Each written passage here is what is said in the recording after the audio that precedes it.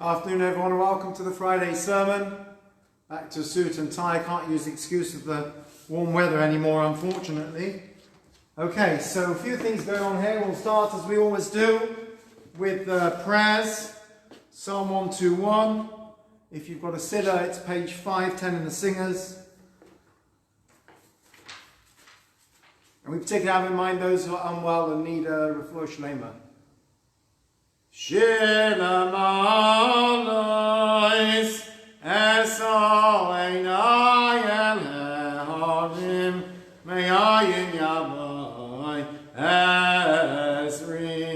Ezri me'im Adonai oiseh shamayim boretz al yitein lamoit raglecha al yanum shoymecha hinei lo yanum v'lo yishan shoymei Yisroel Adonai shoymecha Adonai tzilcha al yad yaminecha yoimam hashemesh lo yakeka v'yoreach b'layla Adonai yishmorecha mikol ra yishmor es nafshecha Adonai yishmor tzeitzcha v'yecha me'ata v'yadonai.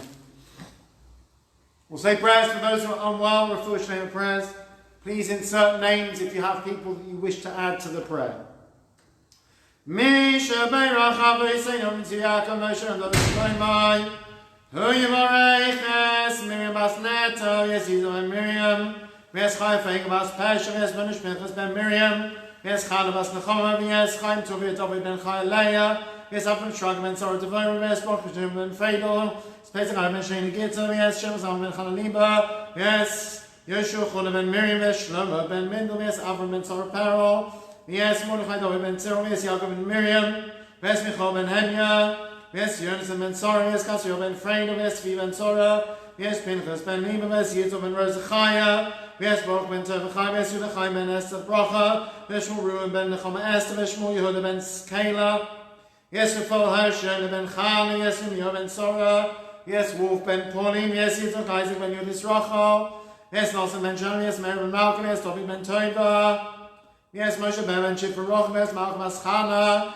yes, Chana bas Tavor, yes, bas Rochel, yes, Hershel bas Rochel, yes, Francis bas Hershel, yes, Leah bas Karen, yes, Yael bas Sar, yes, Tavor bas Kittel, yes, Mash bas Yacha, yes, Shlomis bas Chaylim, yes, Tavor bas Sorliba, yes, Kali bas Sar, yes, Yudis bas Beinim, yes, Leah bas Etel, yes, Yitzhak ben Tzara, yes, Brocha bas Feig, yes, Michal David ben Rivka, yes, Shena bas Sora, Vavoshim Rav Musakim Avram, Bis Chazek Shborkim Lachem Aleim Lachim Rabbeis and Lachazik Amalei Yacha Yosam, Bishlach Lem Merufu Shem Shem Cholim Cholim Sashem Alisur Fuzefesh Fuzagov, Hashtabak Alam Zankarim V'Neimar. Amen. Wish long life to those with your time this week. As follows: tomorrow Beryl Levine for her father, Sunday Eric Siegel for his sister, Monday, Liam Blackman for his mother, Hannah Nathan for her husband, Deborah Newman for her father, and Claire Van for her father. On Tuesday, Naomi Carmel Brown for her sister. On Wednesday, Raymond Klein for his father, Del Parley for her father-in-law, Blanche Perlmutter for her father-in-law, Helen Wallenberg for her father, Andrea Yeshin for her husband, and Irene Young for her mother. And on Thursday, Norma Clements for a friend, Jeanette Curtis for her husband, Vivian Felstein for her father, Beryl Klein for her husband, Rita Ross for her mother, Barry Van Loon for his mother, and Michael Wolfman for his mother. Wish everyone long life. Chaim Aruchim.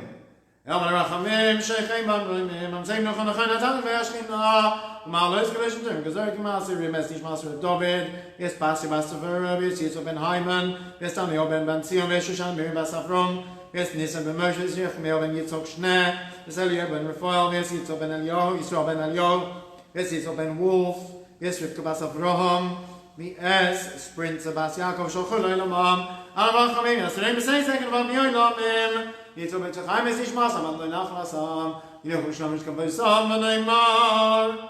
Amen. So we start the sermon. Mazel tov to Sharon and Stephen Strong, on their wedding anniversary, to Sophie and David Levicki on their 50th wedding anniversary, to Jacob West on getting placed at Birmingham University, following the family footsteps, to all those who got their results this week, including my son Elliot, did very well in his GCSEs, Mazel Tov, to all of you.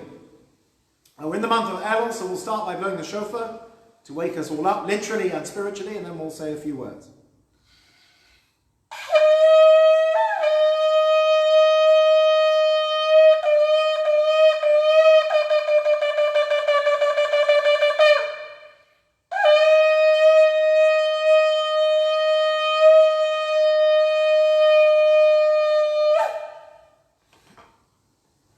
Okay, so this week's Seder is Shoftim.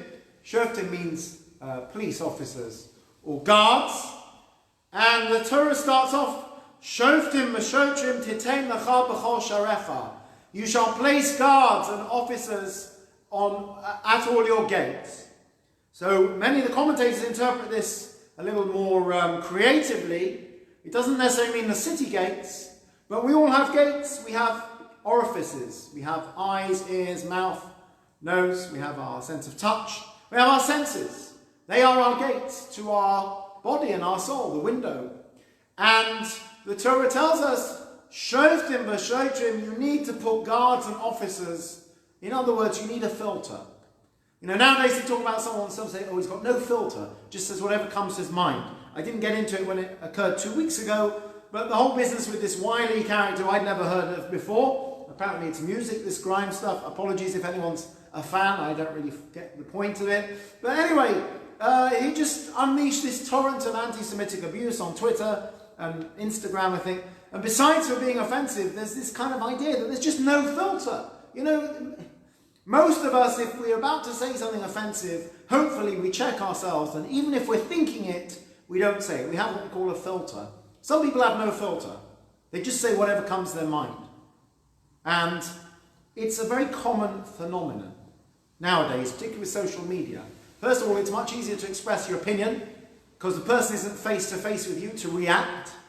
And it's much easier to just type something, tweet something. The President of America does it. Doesn't seem to think too much before he tweets. And the Seder says, no, you need a filter. What comes into your mouth, what goes out your mouth, what comes through your eyes and ears needs to be filtered. And it's a two-way process. We should be discerning about what we see, what we hear, what we listen to. You know, we become very desensitized. Things that would be, it's funny, you know, if you watch old films and you look at the ratings compared to today, a PG film today will feature things that would have been probably an 18, 20, 30 years ago. You know, the whole approach to discernment and filtering has changed. We allow, as a society, a lot more things than we used to. It's not necessarily a good thing. You know, we see things, we hear things, we smell and taste things that are not good for us. And we become desensitized in this easy, instant access world. You know, we'll just watch everything, we'll hear everything. People will put very personal stuff on social media that they wouldn't tell their own parents, but they're quite happy to share it with the whole world. You know, whether it's very racy pictures, whether it's very personal things, whether it's bearing your soul. Not everyone has to know absolutely everything. And I saw a really tragic story about a 19-year-old girl who took her own life this week. And she was obsessed, I don't know all the details, and I only know what was reported, but she was obsessed with her social media persona. She lived from one moment to the next. Her friends and her family were saying that all she ever did was to check how many people like her pictures on Facebook or on Instagram. I'm not criticizing, I'm saying it's tragic that so many of us fall into that trap. We just become obsessed with our public image. Everything's out there, whether people like us or not. The pictures we put, the things we say, our innermost thoughts, our most personal lives are just out there for everyone to see. And by the same token, we read, we listen, we hear, we see, we smell and taste everyone else's personal life as well. Maybe sometimes you need a filter. Maybe sometimes it's good to say, you know, it's his private business. I don't need to know, and I don't need to put my private business out there. You know, it's very lovely when people put, today is our wedding anniversary and I wish Mazel Tov to my wife or my husband. It's a little cringeworthy when they put their most personal feelings that they would probably share privately with their spouse on social media for everyone to see. I personally find that a little bit cringeworthy, and maybe I'm wrong. A lot of the images that we see are very personal in every sense of the word. We've become completely desensitized. And that's perhaps why you can have the kind of offensive material that makes it onto social media, because it's a free-for-all. Everything goes. You say whatever you're thinking. Facebook says to you, what are you thinking? Right? Share your thoughts. Not every thought should be shared. And so the Torah, thousands of years ago, tells us, put a guard, put a filter on your senses. Don't just see everything around you, hear everything around you. Don't just say the first thing that comes to mind. Be a little bit more discerning than that. That's the mark of a human being. It's the mark of free choice, and it's the mark of good taste. And it's the mark of modesty. Modesty doesn't just mean the clothes we wear or the language we use. It's our approach to life. By all means share things. It's beautiful to share simchas, to see people putting, particularly now with coronavirus, putting pictures of bar mitzvahs or weddings or family occasions. It's beautiful. We share pictures with our family around the world. But have a filter as well. Not everything has to be shared. Not everything has to be out there for the entire public to see. And certainly we don't have to just ingest everything that is there for us to see, that may traumatize us, or maybe someone's private business that we really have no business looking at. The Torah says, put a filter on it. Be careful. Be discerning. Very wise words, I think, for today's world, where so many of us are caught up in this. Just be a little bit more discerning about what we see, what we hear, and what we put out there. And I think the world will be a much better place. And I think some of the tragedies that do happen maybe won't happen because people won't be as much under pressure. It's easier said than done, but we could certainly start by just being a bit more discerning about how we use our senses, and particularly in the digital age. May we all, as we approach Rosh Hashanah, and we think a lot about what we're doing and how we want to grow and how we want to change, may we all do so in a very modest way, in one that is private and personal to us. And may we really appreciate what privacy and modesty and discernment are in our lives and in the lives of others. I wish everyone a Shabbat Shalom and a Shana Tova, a good year, filled only with good health and blessings. Shabbat Shalom.